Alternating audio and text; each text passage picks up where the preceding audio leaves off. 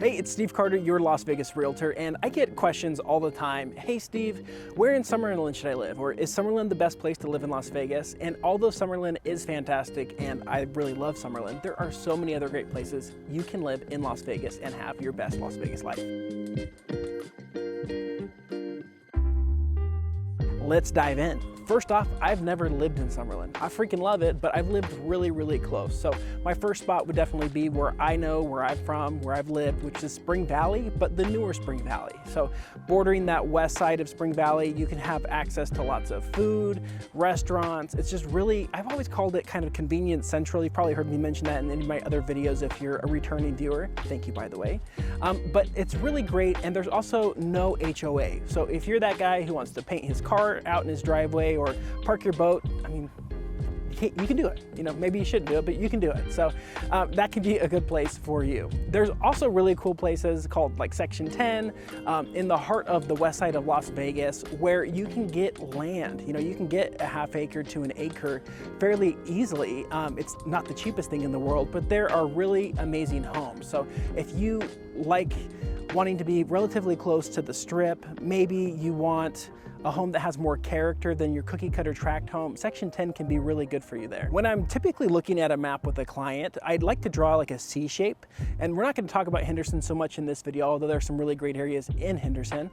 But typically a C shape bordering the 215 freeway is a really good place to start. You can definitely go into some more pocket neighborhoods like the Lakes or Desert Shores, which offer more of a coastal vibe, having some man-made lakes and streams and some really pretty greenery and foliage. Now, if you're wanting to learn a little bit more about each of these individual neighborhoods, for the majority of them, I happen to have videos for like Desert Shores, the Lakes, blah, blah, blah. So check on my YouTube and watch those. You can get a more in-depth view. Now, moving on, and some more great neighborhoods is the whole Northwest is absolutely fantastic. You know, you have Providence, you have Sky Canyon, you have Centennial Hills, and a lot of those areas are really great. They're really family focused. Lots of younger families are there, big schools, hospitals, lots to be desired there. Sky Canyon is a larger master plan community that kind of rivals that Summerlin vibe. So if you like living in a master plan community, so you have great walkways and this community connects to this community and there's a big clubhouse and you have a pool and big soccer fields and all that stuff, including a gym, then Sky Canyon could be a really good place for you, and it's not Summerlin. So I've lived in the Southwest almost my whole life, and I just recently moved this last year to the Northwest. So now I'm a Centennialite, I think they call them, I don't know. But I'm over next to a Gilcrease, they call it Gilcrease, it's an orchard. And you know, you can find 1/3 acre, 1/4 acre, full acre lots, and it's actually a little less expensive than living where I used to live on the southwest side of town. So it's a little quieter, they still have a lot of the amenities. And you know what, Vegas, it's really not that big. So no matter where you're at in the city, you can just get back over to Chinatown for some cool food or go down to the strip or pick somebody up from the airport. It's really, I mean, at the maximum you'd ever really be driving, 40 minutes.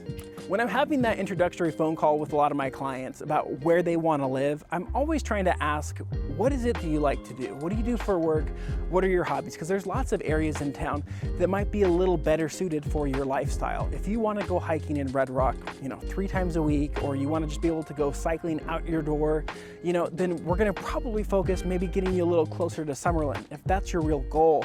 But if your goal is maybe to have, you know, the most beautiful backyard where you can just look up at the stars or have this awesome pool, then we're probably not going to really be searching at Summerlin if you want a little bit more space, because that's kind of hard to come by over there.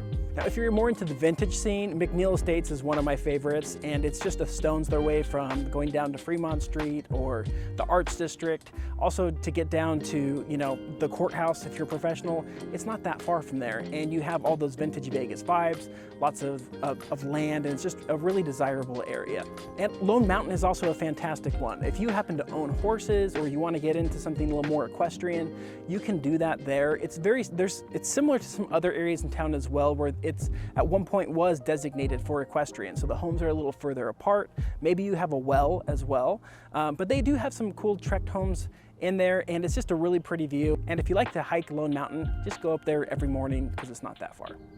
So this is just a little taste of some of the amazing areas that you can get when you live in Las Vegas. You don't just have to do Summerlin, but at the same time, I'm not dissing Summerlin.